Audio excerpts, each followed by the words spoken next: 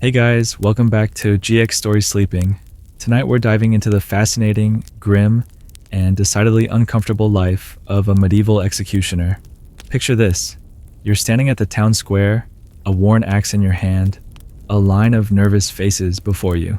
The crowd is quiet, but the tension is palpable because what you're about to do will be remembered in the worst way possible. Your heart races, but it's not because you're nervous. It's because you've done this 100 times before. The crowd may be silent, but the weight of the task never gets easier. But here's the thing. You probably wouldn't survive this. No, seriously. You wouldn't want to either. So, before you get comfortable, take a moment to like the video and subscribe. But only if you genuinely enjoy what I do here. And hey, don't forget to let me know where you're tuning in from and what time it is there. Always curious how far we're reaching across the world.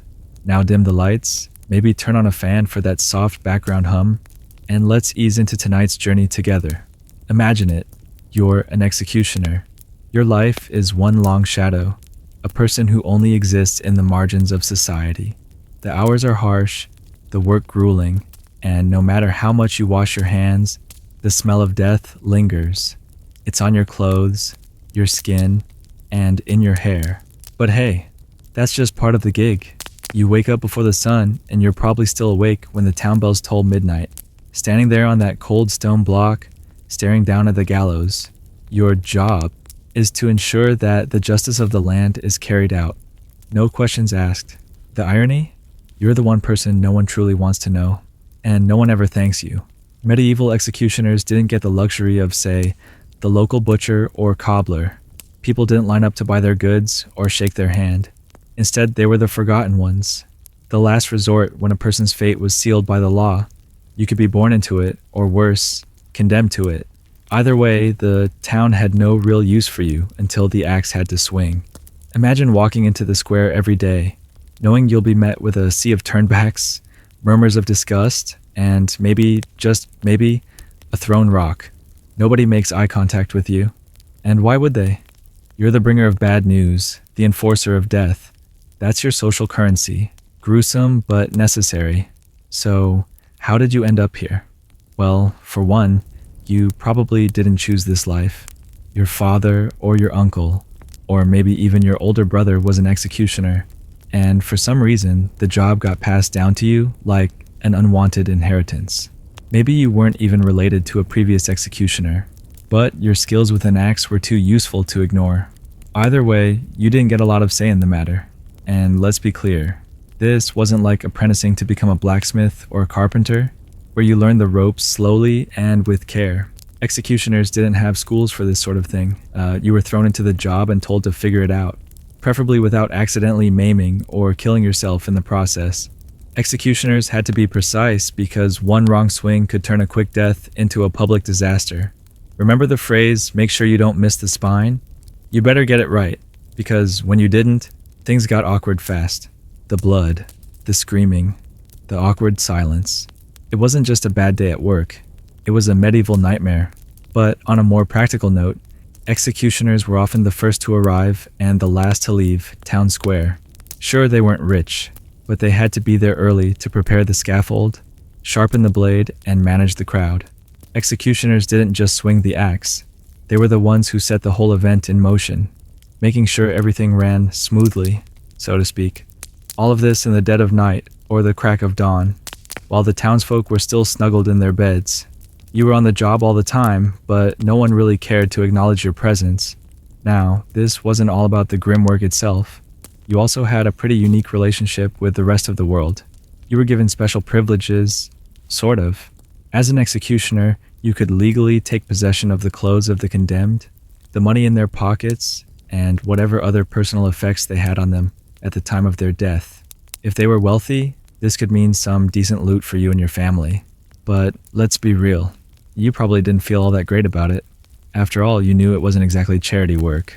But hey, a man's gotta eat.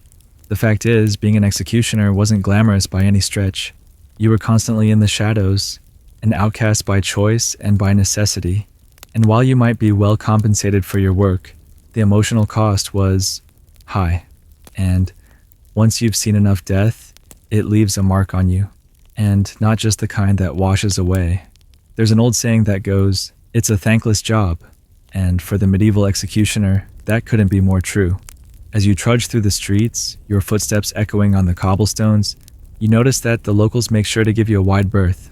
It's as if there's an invisible force field around you, one that keeps everyone and everything at a distance. Your job may be necessary, but it certainly isn't appreciated. And honestly, you'd be hard-pressed to find anyone who would give you a nod of recognition, let alone respect. You're not just the person who carries out death sentences. You're a walking reminder of justice gone wrong, of crime and punishment, and of a system that no one really likes to think about unless it's absolutely necessary. You see, executioners were essentially the embodiment of public judgment. You were the one who stood in the town square, your axe in hand, while the rest of the community watched from a safe distance. But the worst part? They were almost always looking at you with fear, disgust, and a sense of detached pity, if not outright contempt.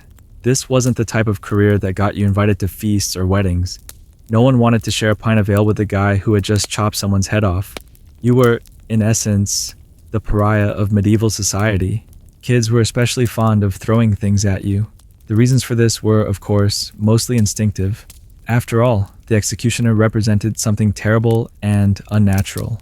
For a child, the idea of death was confusing, and if someone was responsible for making it happen, they were as much a source of fear as anything else. Imagine walking to the market and being pelted with rotten fruit by a gaggle of children, just because you happen to wear a leather apron stained by the last execution. It's almost like being trapped in a never-ending public shaming parade. Even the clergy didn't have much love for you. Sure, you were doing God's work, right? The law had handed you your axe, and that was supposed to be the final say in matters of life and death. But when you showed up for your weekly confession, the priest often couldn't get through your sins fast enough. "You're doing God's will," they'd mutter, as if the whole thing were an unfortunate necessity. And while they would absolve you of your sins, their voices were laced with uncomfortable judgment, as if they were afraid the stain of your work might rub off on them. After all, the act of execution wasn't exactly something anyone could feel good about, no matter how justified it might seem in the eyes of the law. When it came to social gatherings, well, forget it. You might be invited to a feast every now and then, but it was only out of courtesy or fear. If the local lord was trying to look merciful or, at best, indulgent, he might offer you a seat at his table. But you can bet that the minute you walked in, everyone's conversations would stop, the music would slow, the eyes would flicker nervously to your presence, and before long, you'd realize that you were nothing more than a reminder of everything the wealthy and powerful in that room had to keep hidden. The ugly, messy side of law and order. That's the thing. The job was never about winning people over. You weren't supposed to be liked, and frankly, that wasn't why you were there. You were a necessary evil in the medieval social structure, a figure who existed in the margins, dealing with the most unspeakable consequences of human behavior. And the worst part? No one could ever seem to look at you without seeing your role, the task you performed, and the blood that lingered on your hands, real or imagined. But just because you weren't invited to the local pub for a pint didn't mean your life was entirely devoid of perks, though perks is a stretch. You did get some special privileges, especially when it came to your role in society. As an executioner, you were allowed to claim the personal effects of those you executed. And we're not talking about a shabby pair of boots here. Depending on who you were executing, you could walk away with a sizable bounty. Wealthy criminals would often have coin or fine clothes on them, items you could sell, but if you were feeling particularly grim, wear yourself. So, in a way, your work was always a little bit profitable. But while the coins might be a comfort in your otherwise miserable life, they couldn't save you from the social isolation. No amount of gold could wipe away the suspicion in people's eyes. Sure, you could buy your way into a slightly better position, but you would never truly be part of the community. You might have the nicest home in town, because your profession afforded you some privileges in that regard, but you still lived at the edge of town, far from the bustle of market day, and even farther from the laughter of families. Your house would smell like death, no matter how many times you scrubbed the floors or tried to clear out the stench of your daily work. It didn't matter what kind of clothes you wore or how well kept your garden was. As long as you were the executioner, you were always on the outside looking in. Let's take a moment to think about the actual training required to become an executioner. If you're imagining a rigorous apprenticeship, learning the ins and outs of your craft under the watchful eye of a seasoned pro, you're in for a disappointment. The reality was far grimmer and, frankly, a little more chaotic. There were no formal schools, no apprenticeships with hands-on training. Instead, you were often thrown into the job, expected to learn as you went along. It was more of a sink or swim situation, with the risk being as high as your inevitable mistakes. If you were lucky, maybe you had a mentor, someone who had been in the business for a few years and could teach you the basics. But even then, the basics were hardly what you'd call foolproof. There was no instruction on how to perfectly sever a head or deliver a clean stroke with the axe. It wasn't like you could take a class on anatomy either. So, understanding the human body, where the neck actually was beneath the layers of skin and muscle, was more of a trial and error situation. And let's be honest, the errors weren't just embarrassing, they were dangerous. Missteps could result in botched executions, leading to a public outcry and an even worse reputation than you already had. Your first few executions were likely nerve-wracking. Maybe you fumbled with the axe, or worse, missed the target entirely. Imagine the horror of realizing that your first swing had not only failed to decapitate the condemned, but had instead caused more pain and panic than anyone could bear. The worst thing, you had to do it again and again. There was no way out, no take 5 break. You just had to keep going, perfecting your craft in front of a crowd that was counting on you to end the life in front of them. People would whisper and stare, and the local lords, who were the ones handing out the job, would silently judge your performance, always ready to find someone else if you didn't get the job done right. Even when the job was done, though, there was no sense of relief. The town's reaction to your work could be mixed. Some people would want justice, others would pity the condemned. But no one, absolutely no one, would give you a well done. In fact, even as the body was taken away, you would be left alone, quietly cleaning your acas while the crowd dispersed. And who could blame them? After all, this wasn't a performance people wanted to stick around for. But all of that frustration and isolation didn't change the fact that you were stuck in a profession that never truly let you escape. Even if you made a mistake or botched an execution, there was no easy way out. Some executioners got lucky. They might have been able to retire after a long career and live out their years in relative peace. But for the vast majority of you, the job was a sentence in itself. It was a lifetime commitment with no reprieve, not just because you couldn't leave, but because your reputation as a killer would follow you everywhere. Even if you tried to find a new profession, you would still be the executioner, always defined by the work you did. Some executioners did manage to escape the harsh reputation of their profession. There were whispers of those who managed to retire early, but they were few and far between. Maybe they were lucky enough to die before the town found a reason to hold them accountable for their work. But even then, no one would forget who you were. Death was an inescapable part of your job, and it never left you, even in your old age. You couldn't get away from the whispers and the memories of your past life. Everyone remembered the one person who had to bring death to the town. It's strange to think, but perhaps the most difficult part of being an executioner was the complete lack of closure. You never got to decide when your work was done. There was no retirement plan or easy exit. The job might be your family's legacy, passed down from generation to generation, but no matter how long you did it, you were never really free of it. Even the act of executing someone was just the beginning of a cycle that wouldn't end until you yourself were gone, whether by old age, a mob, or the very same axe you had wielded for years. In some ways, the executioner was trapped in a cycle they couldn't break, forced to carry the weight of the lives they took, knowing full well they would be remembered not for who they were, but for what they did. Now let's talk about the public executions, the social events that became a spectacle for the whole town. They weren't just a grim necessity, they were social occasions, gatherings where people showed up for the drama. The executioner wasn't the star of the show, but you were the main event, and everyone knew it. This was no quiet, somber affair. Executions were the medieval equivalent of a modern-day festival, with crowds gathering in their best clothes to witness the gruesome entertainment. Your job as the executioner was to make sure the drama played out smoothly. But the uncomfortable truth, you were always the least popular person there. You see, the whole thing wasn't just about executing a criminal. It was a demonstration of power, justice, and punishment. When someone was sentenced to death, the event was meant to show the public the consequences of breaking the law. The higher the crime, the more elaborate the execution. You could be swinging an axe in front of a small crowd, or you might be chopping off heads in front of hundreds of townspeople, all watching intently to make sure you did your job correctly. If you made a mistake, you were going to hear about it, and the crowd would make sure you did. You may have expected to be treated like some sort of grim celebrity in these moments, but the reality was far less glamorous. No one clapped for you, no one cheered, and certainly no one praised your efforts. Instead, the crowd would be either eerily silent or filled with nervous, awkward glances. You were an outsider among them, a person they needed but didn't want to acknowledge. All eyes would be on you, waiting for the moment when the condemned would kneel, the axe would fall, and the event would come to a grim conclusion. For you, it wasn't just the execution itself that was the hard part.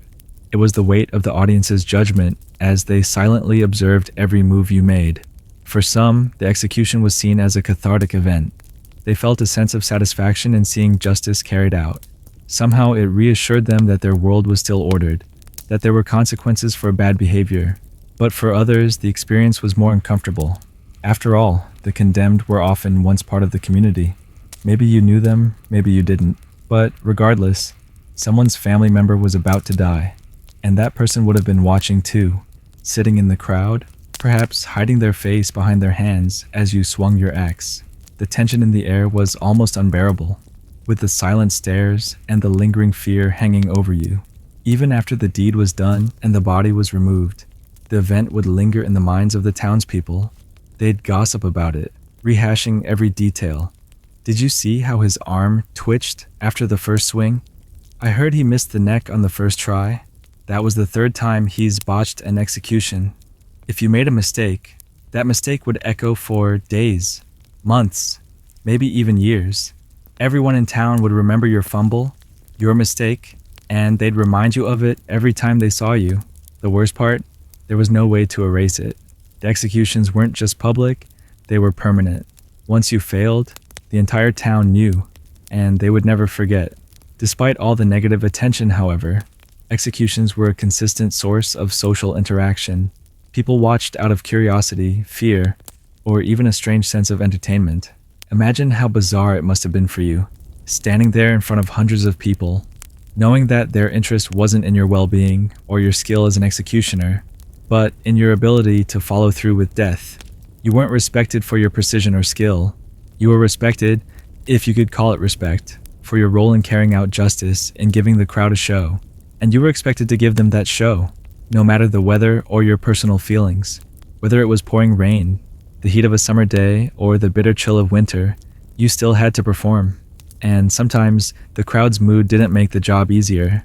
Maybe they were quiet because they didn't agree with the sentence. Maybe they were restless because it had been a long day. Whatever the case, you had to keep your focus, get the job done, and deal with the aftermath.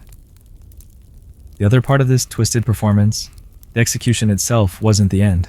You didn't get to simply pack up and go home after you finished swinging your axe. No, you had to deal with the aftermath. The body, the hanging, or whatever the method of execution was. Afterward, the body might be displayed as a warning or left for scavengers.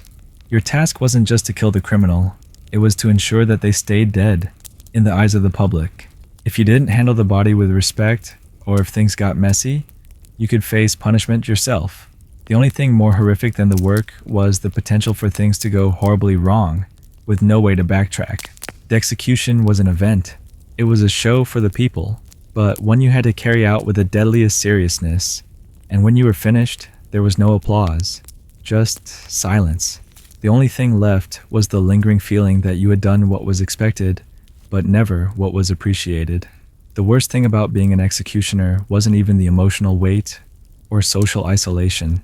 It was the inevitable mistakes. No matter how many times you'd swung that axe, no matter how well you'd honed your skill, there was always the looming chance of failure. The pressure was always there, like an invisible weight on your shoulders. A botched execution could ruin you. Your reputation as an executioner was fragile, and all it took was one misstep to bring you down in the eyes of the entire town. Imagine it. You're standing there, the condemned kneeling before you, the crowd quiet, waiting. You've swung that axe 100 times before, but today, something's off. Maybe your grip isn't quite right. Maybe your nerves are getting the best of you. You take the swing, but the blade doesn't land cleanly.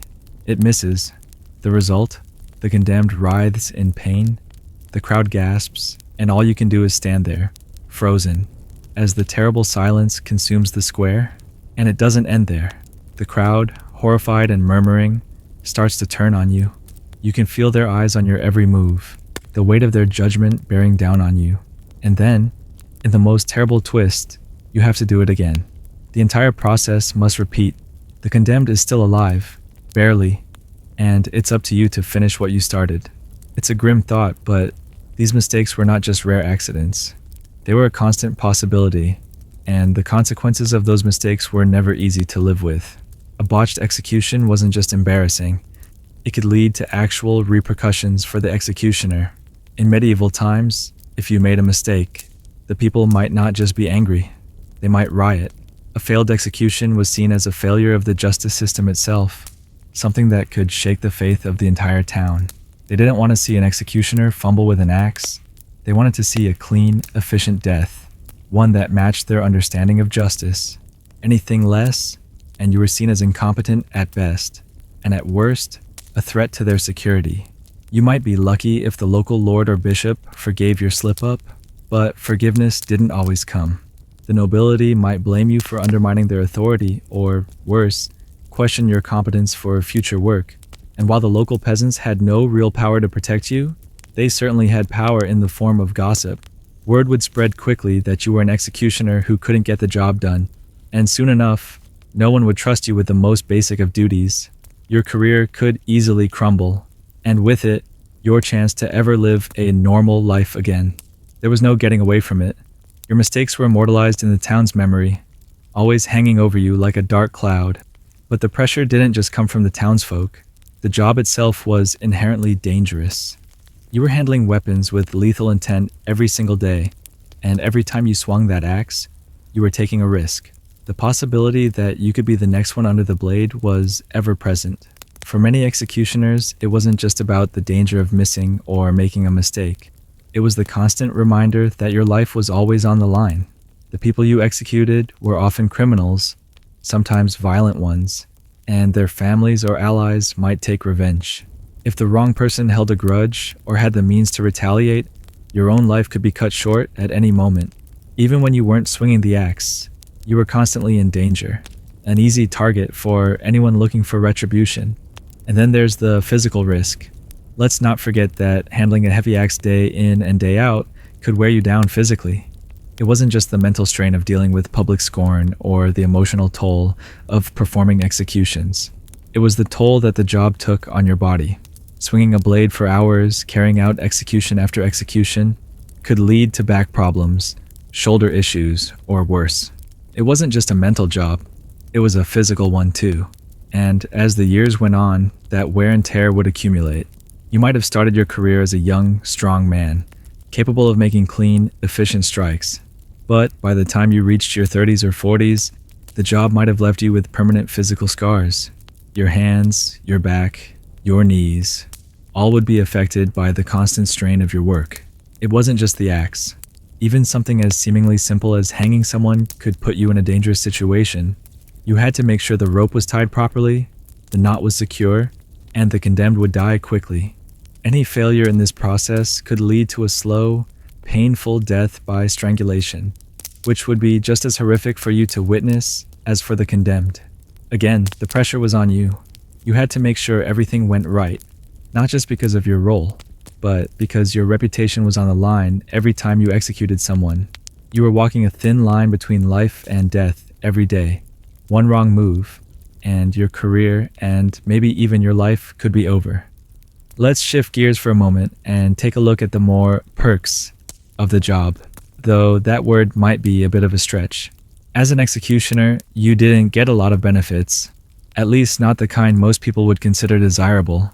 But in a twisted sense, there were a few small advantages to your grim occupation, especially when it came to the spoils of your work. While these perks weren't much to get excited about, they did offer a strange kind of compensation for the hellish nature of your daily life. First up, the clothes. Executioners were often allowed to take the personal belongings of the people they executed. Now, imagine that for a second. Not only were you carrying out death sentences, but you also had the dubious honor of collecting the last possessions of the condemned. If they were wealthy, you could walk away with coins, fine garments, or other items of value. And that was no small deal. In fact, this could be one of the rare instances where your work brought in some decent income. After all, you weren't exactly living the high life, and the extra money could help feed your family, or, if you were lucky, give you a bit of luxury in your otherwise harsh life. But here's the catch. While you might be walking away with some gold or silk, there was always a dark cloud hanging over you. These items, these perks, came from the very people whose lives you had just ended. You were left with their belongings, their clothing, their personal possessions, things that were often reminders of their lives before the sentence. And that couldn't have been easy to reconcile. Did you feel satisfaction in those new boots? Or that nice cloak, knowing it had once belonged to someone whose life had ended at your hands? Probably not.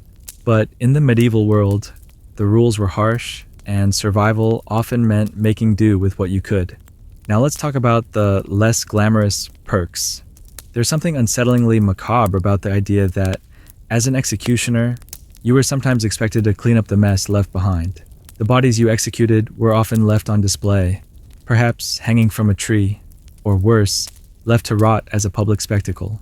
But in some cases, especially in larger towns, you were also responsible for ensuring that the body was properly disposed of, that it wouldn't be a source of further trouble for the community.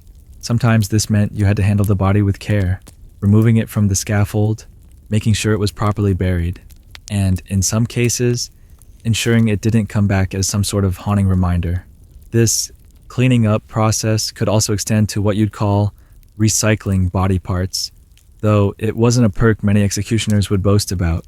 The body parts you took, sometimes hands, ears, or even teeth, weren't just left for scavengers to pick apart. They were sometimes sent to local physicians, barbers, or even apothecaries who thought they might have some medicinal value. What better way to deal with the remains of the dead than by turning them into something useful for the living, right? Of course, this practice wasn't universal. Depending on where you worked, it might have been considered more traditional to dispose of the bodies in a proper, respectful way.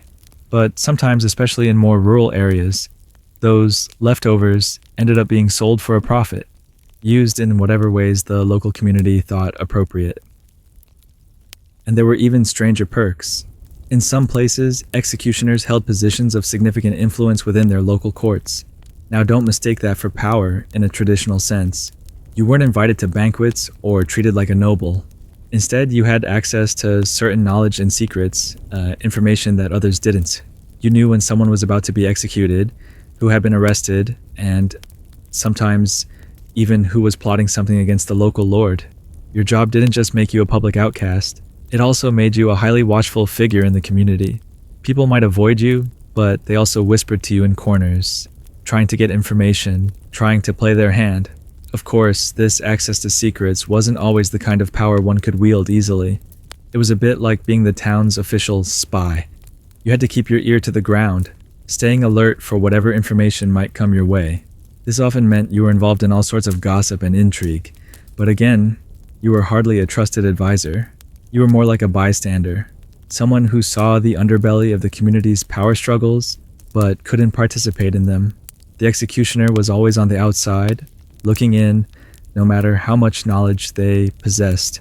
On the other side of the coin, there were also strange and less pleasant perks.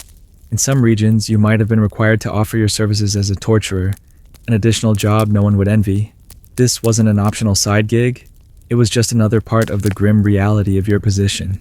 Executioners were often the only people who were skilled in handling physical pain, so when a confession was needed from a prisoner, the executioner might be called upon to do the dirty work.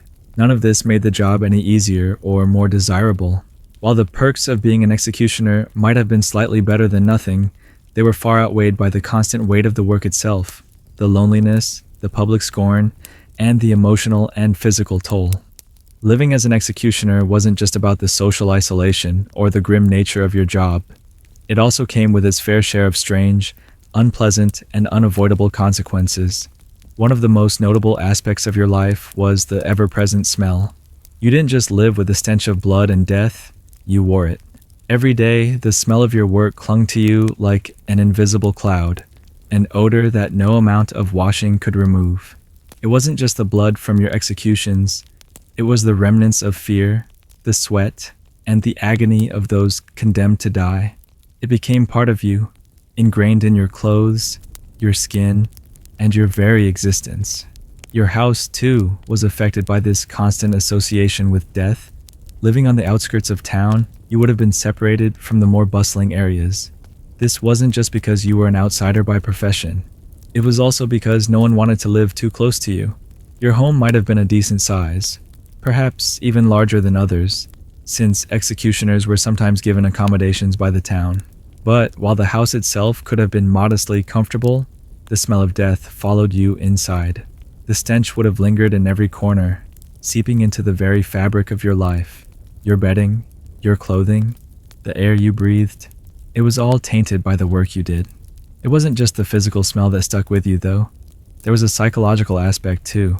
You were constantly reminded of your job, not just by the townspeople who avoided you, but by the space you occupied. Every time you looked at your clothes or went home after an execution, the weight of your work would settle back in, heavy and oppressive. It wasn't just a job you could leave behind at the end of the day.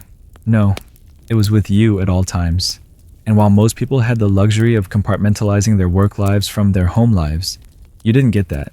Your job and your home were one and the same, intertwined, inseparable, and ever-present. But it wasn't just the stench of death that isolated you. It was the whispers. Even when you weren't in the square, the rumors about your life continued to swirl around you. The townspeople's whispers followed you everywhere, from the market to the tavern. You might have been able to avoid direct confrontations with the locals, but their gossip was relentless. People might not throw rocks at you or avoid eye contact all the time, but they certainly wouldn't speak kindly of you when you weren't around. The whispers of the executioner's grim work were always in the air. People talked about your skill, or lack of it, if there had been a misstep during an execution. They'd talk about your appearance, what you wore, how you looked, and, of course, your smell. You couldn't escape the social stigma that came with being an executioner. While others might have gone to the pub for a drink, gathered with friends, or attended festivals, you were left to spend your days in solitude. You couldn't really make friends because no one would want to associate with you, not in any real way. You were a necessary evil, sure, but you were also a reminder of the darker side of life, the part of society people would rather not think about. Everyone knew what you did, and no one truly wanted to talk about it. At least not face to face. And then there were the dreams. As an executioner, you didn't just carry the physical and social burden of your work, you also carried it in your mind. You couldn't help but relive the executions, the faces of the condemned, the way their bodies twitched after the axe fell. Every time you closed your eyes, you saw their faces again. They haunted you, each one unique in their final moments, their eyes wide with fear or resigned to their fate. Even when you weren't working, you could hear the sounds of the crowd, the crack of the axe, the gurgle of blood. It wasn't something you could escape. The worst part was that often these nightmares weren't just about the death you'd witnessed or caused. They were about the sense of helplessness that came with it. You were the one responsible for ending a life, yet in some cases you had little control over whether or not the sentence was truly just. You weren't the judge or the jury. You were just the one who had to do the dirty work. And when the nightmares came, they weren't just about the act of execution. They were about the weight of justice, or lack thereof. Was this person truly guilty? Was their death deserved? Or was it just another person caught in the tangled web of the law? And in the end, your work never truly left you. You carried it in your bones, in the scent that never washed off, in the faces that haunted your dreams, and in the silence of your lonely existence. You were the one who brought death, but death also lingered with you long after the final blow was struck. No matter how many times you swung the axe, no matter how many people you executed, you were never free of it. The job was permanent, in every sense of the word, and it was the emotional toll of this unending cycle The isolation, the whispers, the nightmares. That truly made the role of the executioner unbearable. Not the blood, not the screams, but the weight of carrying all of it with you. That was the true punishment. You've probably heard the phrase, heads don't roll the way you think, usually said in jest, but for an executioner, that expression holds far more weight than you'd ever expect. It's easy to imagine decapitation as a quick, clean process, a swift stroke, and it's all over. The reality, however, was much messier and more complicated. In fact, the idea that executioners could simply lop off heads with the efficiency of a skilled butcher is an oversimplification of an incredibly difficult and often gruesome task. Let's break it down. Decapitation wasn't a straightforward affair. Human anatomy is a tricky thing, and understanding the correct way to sever the head took more than just swinging an axe at the neck. Executioners had to learn about the body, how the muscles and tissues work, where the neck's weakest points were, and how to ensure the stroke was powerful enough to cut through bone. You couldn't just aim at the neck with reckless abandon. That would be too easy. You had to get the angle just right, the force just right, and ensure that the blade connected with the right spot. Too high and you'd miss, too low and you'd risk a slow, painful death by severing the spinal cord improperly. The reality of this was far from neat and clean, and any mistake was immediately apparent to the crowd. Sometimes the condemned didn't just fall quietly. They would jerk, twitch, or even scream after the blade hit. The audience might gasp, shudder, or even laugh in nervous relief. And you, as the executioner, had to stand there, looking down at the results of your work, feeling the weight of a job that was about much more than just the execution itself. The physical act of decapitation might have been part of your skill set, but the mental toll of performing it, of seeing the life leave someone's body right in front of you, was another matter entirely. It wasn't just a matter of precision, it was about the inevitability of it all, about knowing that this person would never again walk the earth, and that you had been the one to make it happen. On top of that, the task wasn't nearly as neat as the way it's often depicted in popular media. The blade might not always strike the neck perfectly, and you'd find yourself having to take multiple swings to finish the job. If you missed the first time, especially with a sword or axe, it was often a matter of having to readjust and swing again. This mistake didn't just make the process more excruciating for the condemned, it made the whole town aware that something had gone wrong. The silence after a failed swing was deafening, and sometimes, if the condemned didn't die quickly enough, you had to be the one to ensure they were finished off, making the situation even more unpleasant than it already was. In addition to decapitation, executioners were also tasked with other forms of death. In some cases, they would have to hang criminals by the neck, a job that could be just as physically taxing as swinging the axe. While hanging might have been seen as a more humane way to execute someone, it came with its own set of challenges. Ensuring the knot was tied correctly and the drop was enough to snap the neck required both skill and practice. A botched hanging, just like a poorly executed beheading, could result in a slow, agonizing death as the condemned suffocated to death instead of dying instantly, and you would have been the one responsible for making sure that the execution went off without a hitch. Imagine the weight of all this. Every execution was a reminder that your job was one of precision, but also one of constant pressure. The stakes were high. There was no room for error, no second chances. You were performing acts of death on a daily basis, each one a reminder that you held the power to end a life. Whether or not that life deserved to end was never up to you. But still, you were the one who swung the axe, tied the noose, and bore the burden of those final moments. This uncertainty about the precision of executions, especially beheadings, adds a layer of unease that most modern perceptions of execution don't often consider. You might have been hailed as an expert by some, but to most you were nothing more than a tool used by the system. And every time you made a mistake, every time you missed a swing or took too long to get the job done, you were reminded of your own mortality and how fleeting life really is. No matter how many executions you carried out, you were never truly in control. You weren't just the one who executed the sentence, you were the one who had to live with the consequences, the knowledge that your hands had just ended another life. The next time you see an execution scene in a film or a show, remember this: the head might fall cleanly in the cut, but that's not how it would have gone down for the executioner. For him, it was never that simple. You might have thought that, as an executioner, you were entitled to a certain level of respect. After all, you were tasked with carrying out one of the most important and serious duties in medieval society. But the truth is, while your job was certainly essential, it wasn't one that earned you any form of admiration. Quite the opposite, in fact. Even though you were technically performing the will of the law, you were often treated as little more than an object of fear and disdain. The idea that executioners received any form of gratitude for their work is laughable. The truth is that the vast majority of medieval communities saw executioners as nothing more than a necessary evil. Your existence wasn't a topic of discussion unless you were actively performing an execution, and even then, people didn't focus on the gravity of your task. They focused on the spectacle. People didn't ask how you were doing, or even care whether you had a good day. They only cared about the final blow, the last breath, and the public display of justice that they could witness from the comfort of their homes. Think about it. How many people were actually comfortable with the idea of watching a life being taken? You, the executioner, were just a tool, the one who took on the responsibility of carrying out society's judgment.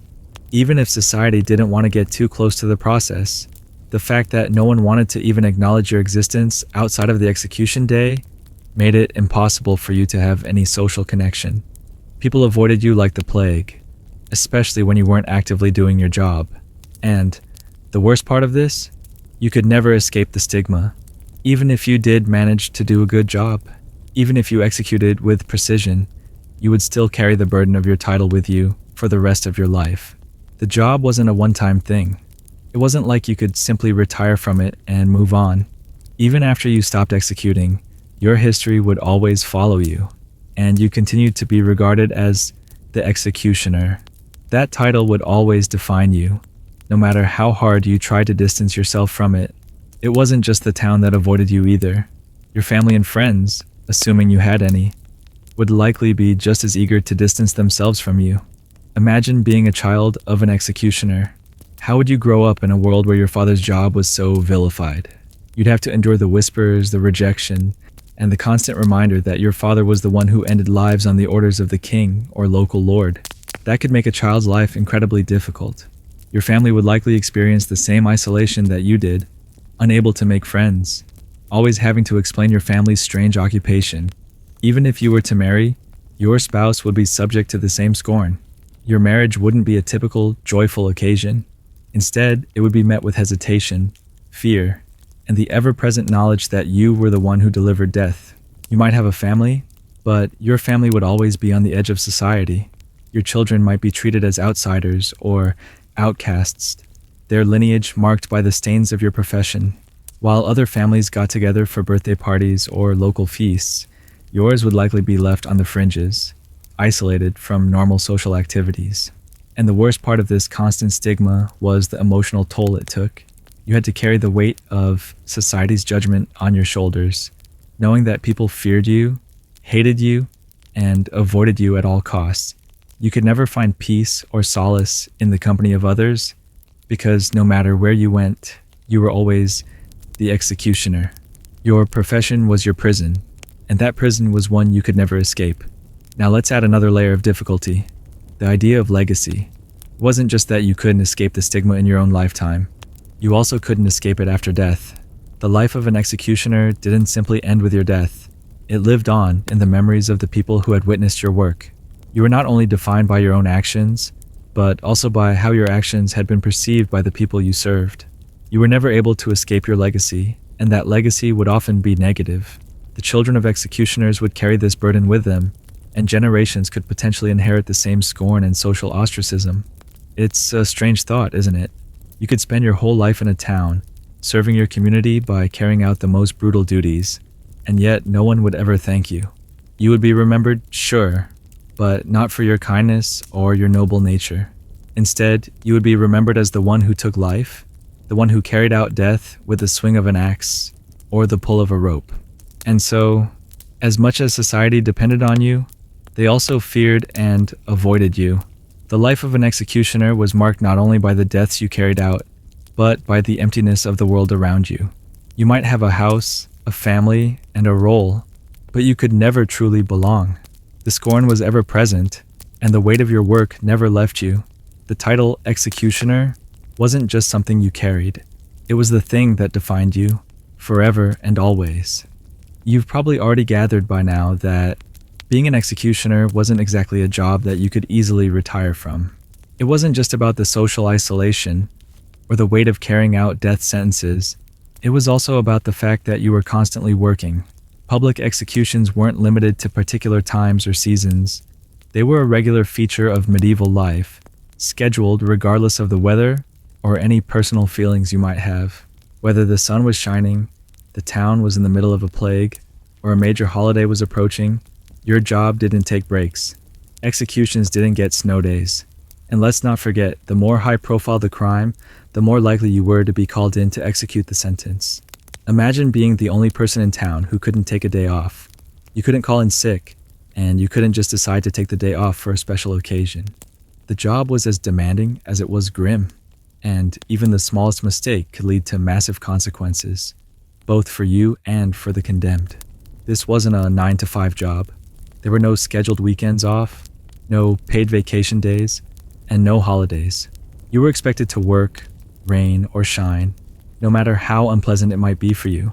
The cold winter mornings, you were the one who had to get up at the crack of dawn, prepare the scaffold, and execute someone, no matter how icy the wind blew or how frozen your fingers were. And in summer, when the heat was unbearable, you still had to carry out your duty, standing in the sun, the crowd's eyes on you, your sweat mixing with the blood of your work. It was a job without respite, without rest, and without any sense of relief. But it wasn't just the physical demand of the job that wore you down. It was the emotional toll. Every time you swung the axe or tied the noose, you had to deal with the aftermath of what you had just done. It didn't matter if the person on the scaffold was guilty or not. You were the one who was carrying out the death sentence, and that made you complicit in every one of those deaths, whether you believed they were deserved or not. This is where the real conflict began. As the executioner, you were part of a justice system that you had no real control over. Sure, you might have had your opinions about certain cases, about whether the crime warranted a death sentence, but that was irrelevant. You were the one who had to do it, no questions asked. There were certainly times when you might have been struck by doubt, when you had to question whether the condemned truly deserved to die.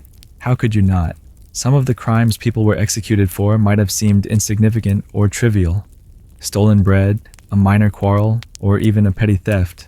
And sometimes, the people you executed weren't criminals at all. Maybe they were victims of political schemes, accused of witchcraft, or wrongly blamed for things they didn't do. But your job wasn't to decide who deserved to live or die. It was just to carry out the sentence. And this lack of power, this inability to change the outcome, weighed heavily on you. You were caught in a system that was bigger than you. A system that determined who lived and who died. And you were the one who had to make sure that the judgment was carried out. On top of that, there was always the possibility of plague, disease, or some other disaster hitting your town. You couldn't predict when an outbreak might happen or when conditions would suddenly worsen. And yet, no matter the circumstances, execution still had to happen. There was no relief. Even in times of crisis, you might have been expected to execute someone during a plague when everyone else was holed up at home, or in the dead of winter when the town was deserted and the streets were empty. The stress of knowing that you had to be out there, on the front lines, with no one else willing to take your place, only added to the mental exhaustion of the work. But perhaps the most disheartening part of all was the fact that, despite the constant toll on your body and mind, you were hardly ever rewarded for your sacrifices.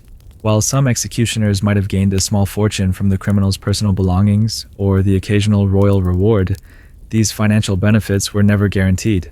You lived on the fringes, barely making ends meet, while the higher-ups in society, those who never had to get their hands dirty, reaped the benefits of the public's hard work, including your own.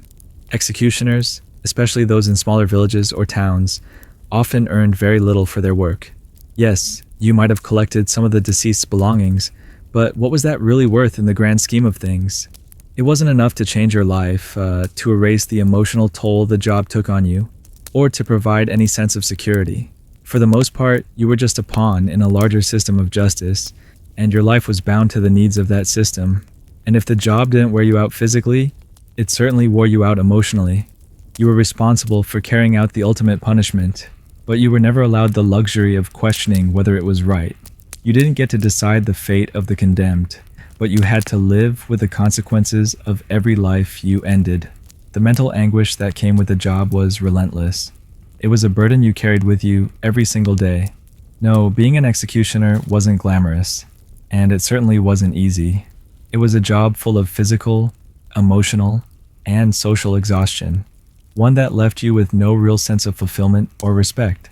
You didn't get the comfort of knowing your work was truly appreciated. Instead, you spent your days carrying out death, all the while knowing that you would never escape the isolation or the toll the job took on your soul. Now, if you thought being an executioner was only about swinging the axe or tying the noose, think again, because as if things weren't grim enough, your job often didn't end after the execution itself. Once the condemned person was dead, there was still a whole new set of responsibilities that came with your work.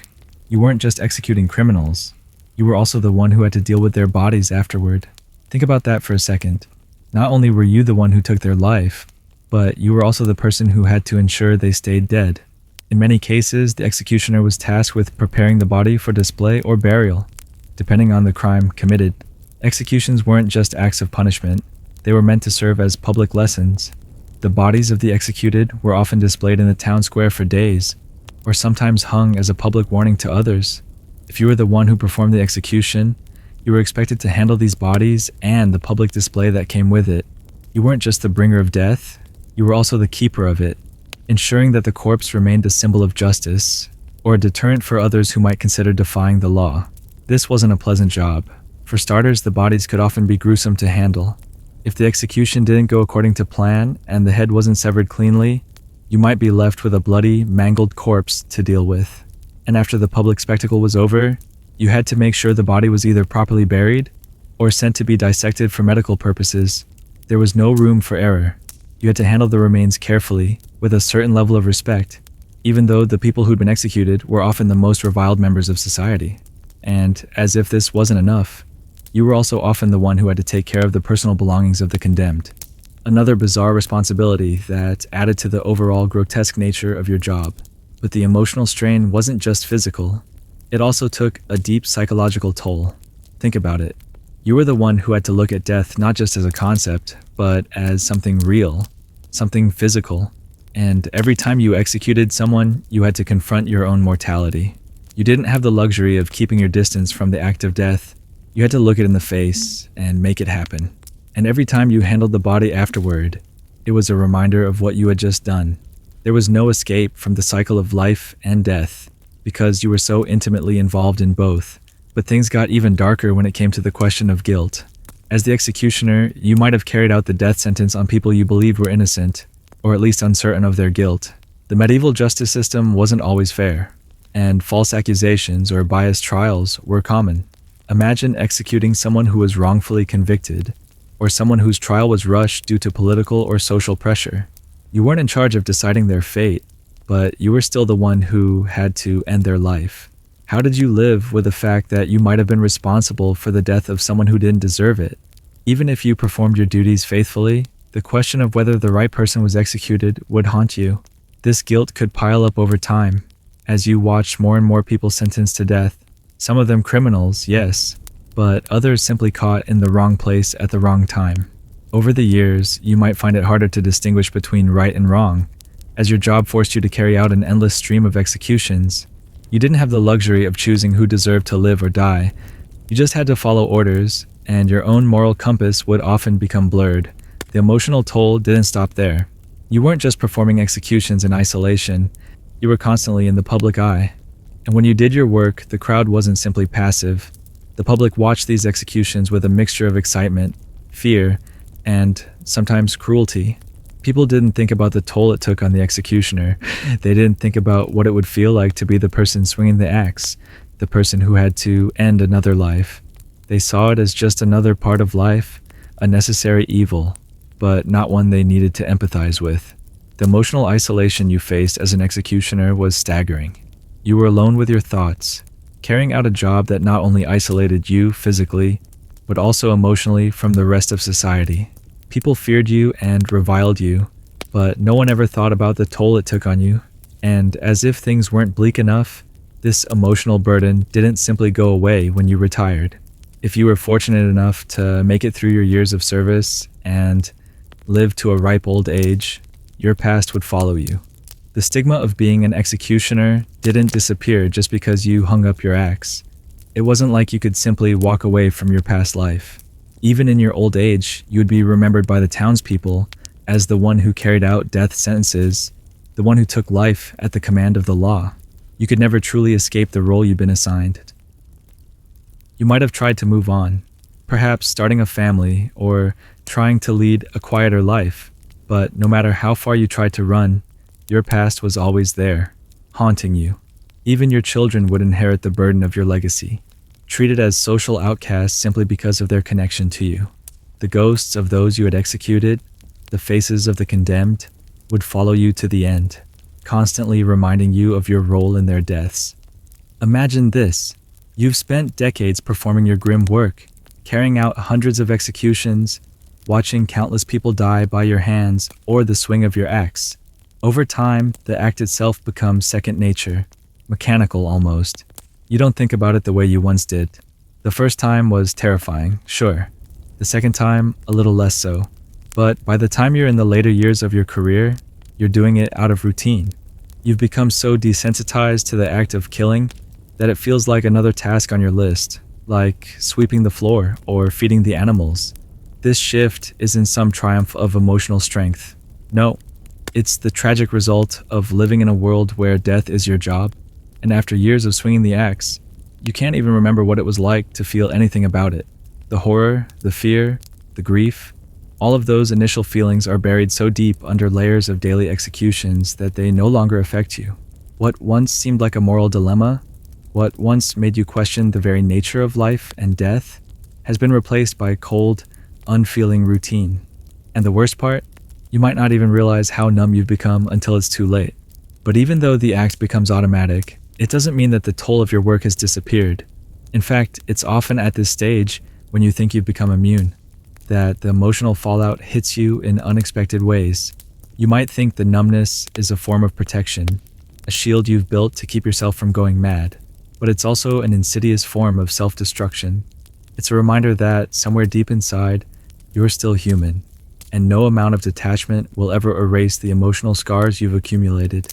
Think about the years that have passed. You've watched children grow up, and you've seen old friends wither and die, but in your mind, you become nothing more than the job you do. You become defined by the axe, by the scaffold, by the gruesome role you play in society. The worst part is, as you get older, you start to wonder if you become nothing more than a tool, someone who exists solely to serve the needs of the justice system, but never to have a life of their own. You've been reduced to a machine of death. Your identity has been subsumed by your role, and as you get older, you realize that you've lost touch with everything else that once made you human.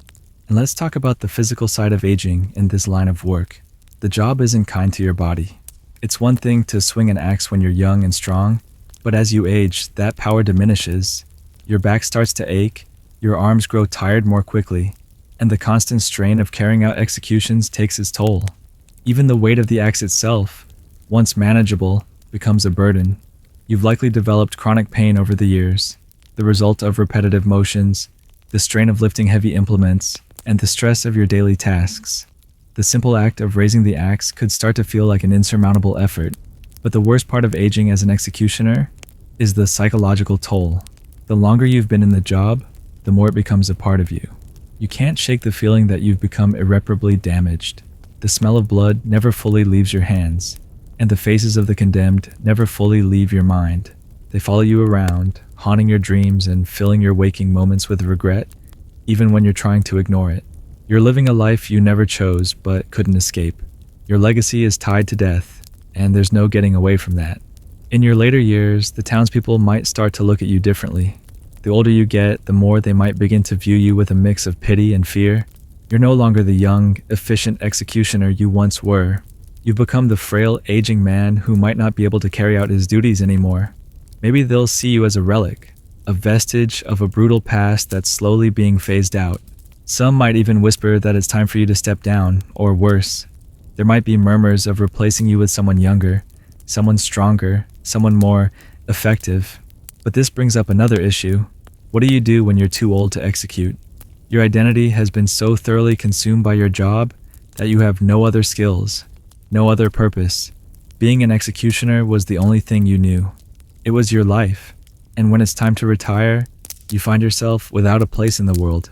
In many cases, executioners didn't retire at all. There was no pension, no safety net for old age. Instead, they might have been pushed out or even abandoned when they were no longer deemed useful. So what happens to the executioner when he can no longer swing his axe? The answer is unsettling.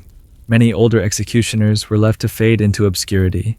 Without a role in society, without any recognition of their service, they became invisible.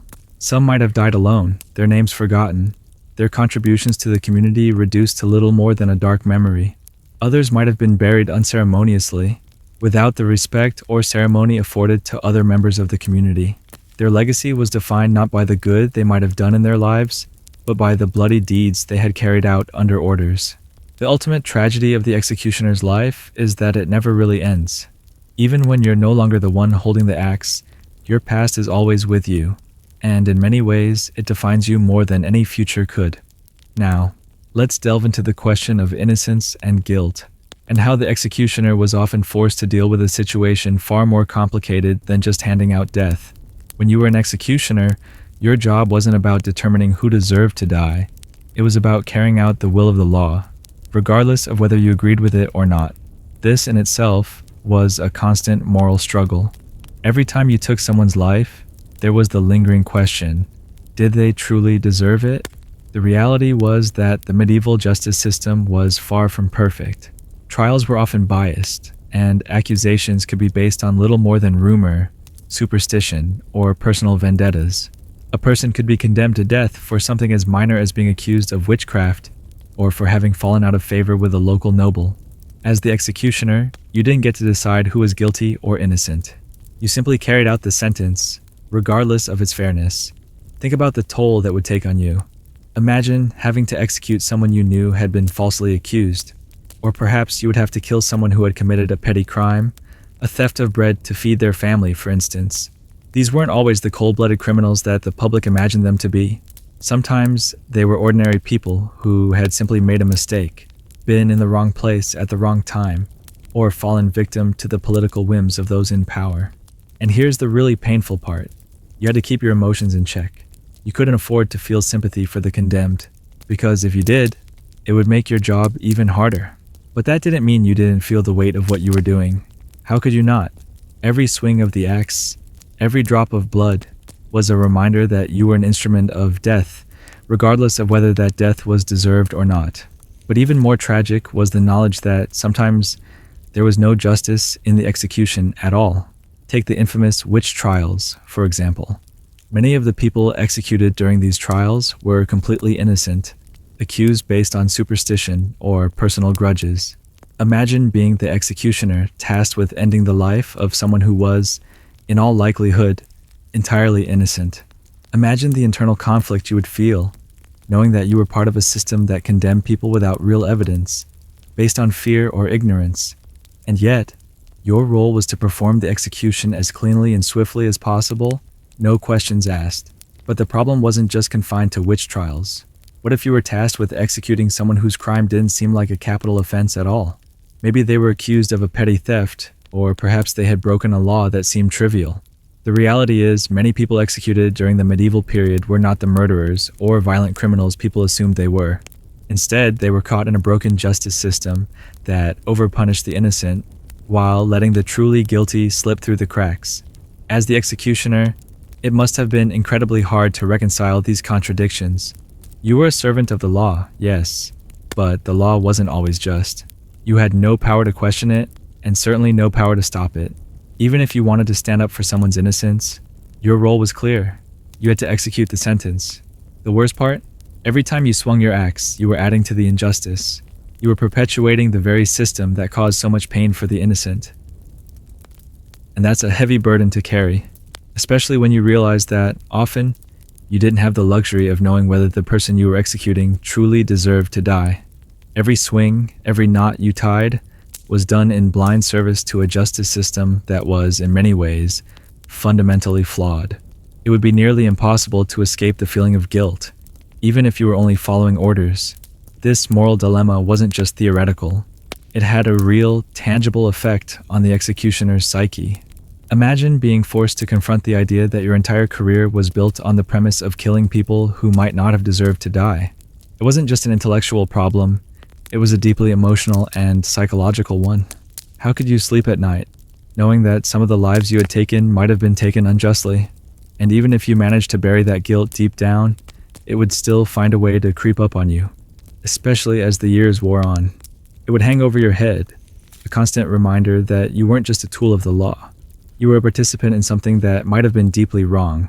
The executions might have become routine, but the moral weight never truly left you. No matter how hard you tried to convince yourself that you were doing a necessary job, there was always the voice in the back of your mind asking, "What if I'm wrong?" This constant internal conflict, the inability to know whether your work was ever truly justified, was a kind of psychological torture. You were trapped in a system that demanded you kill, but you could never be sure whether you were killing the right people or whether you were simply feeding into a cycle of injustice that had no end. And as you got older, as the years of executions wore you down, that question, whether you had ever truly been in the right, would haunt you. It wasn't just about the lives you had taken, it was about the lives you had failed to protect, the people you could have saved, had the system been fair, had the laws been just. There's a certain kind of grim finality to the life of an executioner. The work, with all its personal tolls, physical burdens, and psychological strains, might not ever truly end for you. Even after your career in the public square concludes, whether through age, injury, or the simple exhaustion of a lifetime spent performing such grim tasks, the remnants of that life follow you. You might retire from the scaffold, but retirement doesn't mean escape. As you fade into obscurity, you're still tethered to your past, your reputation as the man who ended lives. The public's perception of you, even in your later years, never really changes. The label of executioner sticks with you, clinging to your name like a shadow that won't let go. In the minds of the people, you're always the one who swung the axe or tied the noose, regardless of the number of years that pass. Perhaps your appearance softens as you age. Maybe your hair turns gray. Your hands tremble from years of physical labor, but the world still sees you for what you were, the one who ended lives at the command of the state. And no matter how much you might want to move on, no matter how much you might want to live out your years in peace, that past is always there, lurking just beneath the surface. In many cases, executioners who attempted to retire or leave their work behind were still haunted by their roles in society. There was no social recognition for your service. There were no thank yous, no rewards for your lifelong labor. You weren't a hero, and you weren't a villain. You were the executioner, the one whose name was always spoken in hushed tones, whose work was necessary but never acknowledged with warmth. And so, as an older executioner, you might have been forgotten in a way that stung more than any public rejection. You might have lived a life of loneliness and isolation, with only the weight of your past to keep you company. Few would visit you in your later years, and even fewer would care to hear about your experiences. The youth would pass you by, oblivious to the struggles you endured in the name of justice, and the elderly, who might have known your work firsthand, would have been too aware of what it cost you to care to ask about your past. Retirement didn't mean an end to the moral dilemmas either. As you sat in your old age, perhaps frail and tired, you had nothing to show for your work but the memories of lives you had ended. What would you tell your children or grandchildren, if you had any? What legacy would you pass on? You would never be able to explain how you had been caught in the gears of a broken justice system. A man who had carried out death sentences but never truly had control over who lived or died. Would they see you as a tragic figure, a victim of a corrupt system? Or would they view you simply as someone who had been the executioner, a person incapable of anything more? And so, even when the axe stops swinging, the questions remain. The tolls of your work never truly leave. Retirement might offer physical rest, but it doesn't offer emotional reprieve. You'll spend your days replaying those moments in your mind. The faces of the condemned, the sound of the axe cutting through flesh, the guilty or innocent men and women who died at your hands. These memories never fade. Even if the body becomes weak, the mind remains burdened by years of accumulated regret. For some, the guilt never goes away. They might find solace in religion, in the belief that their actions were justified by God's will. But for others, the weight of taking lives never leaves them. They may try to drink away the memories, or lose themselves in other distractions, but the shadow of death lingers, and it never lets you forget. You might wish for a life of normalcy, of freedom from the harsh realities of your job, but it's too late. You've become the very thing you swore to carry out, a bringer of death, forever etched into the town's history as the one who executed justice, but never got to experience it yourself. And perhaps, the hardest part of all, even when you step away from the scaffold, you're still connected to that world of death.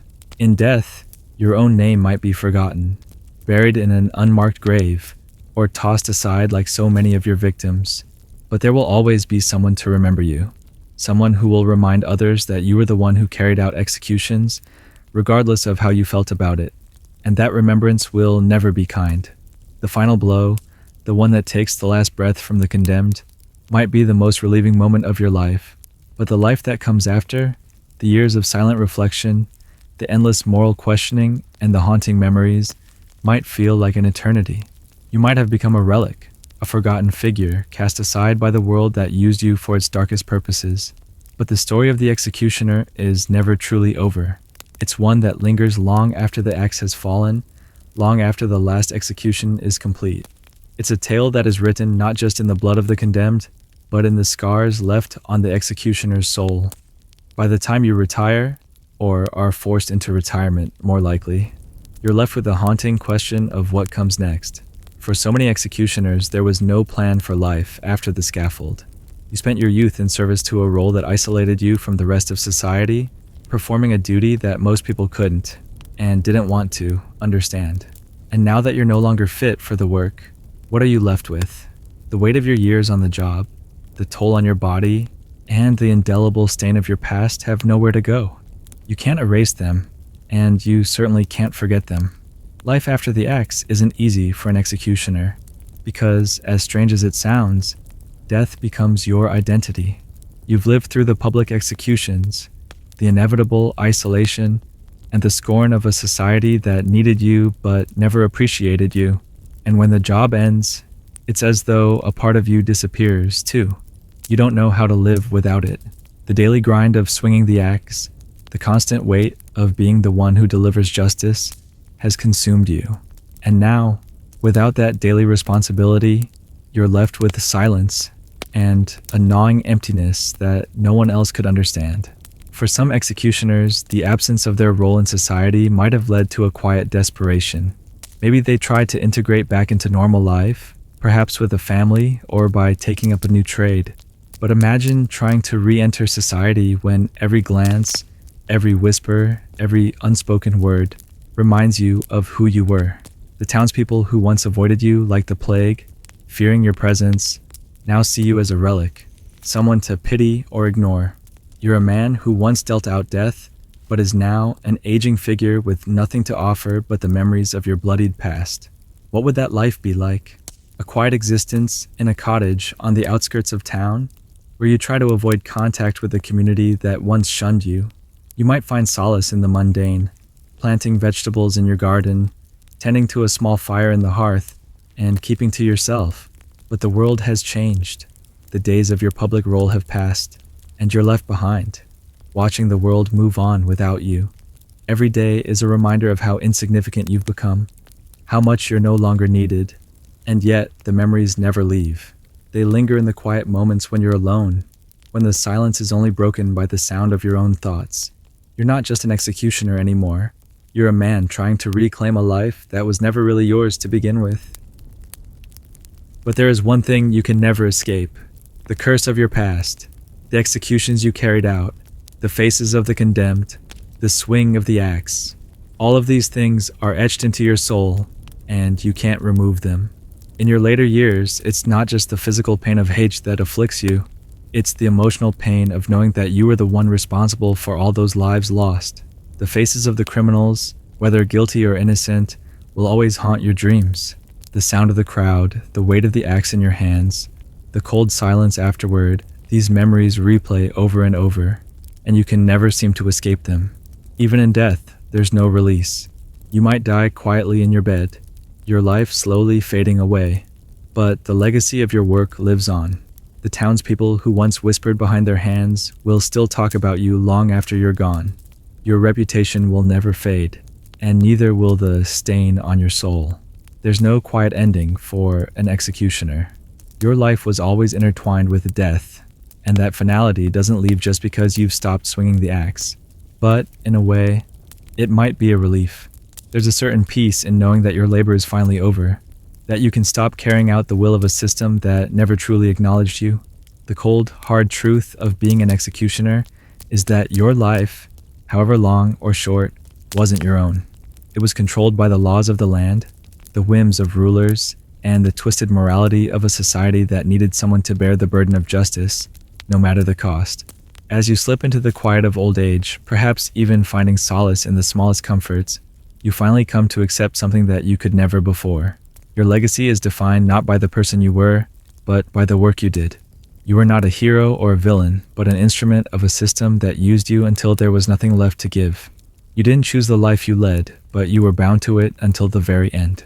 And so, as you close your eyes for the last time, the world moves on. The people you executed are long gone, but the impact of your work will linger forever. You may not have had the luxury of forgiveness, or the comfort of knowing you made a difference, but you did your job, and in the end, that was the only thing you were ever really allowed to do.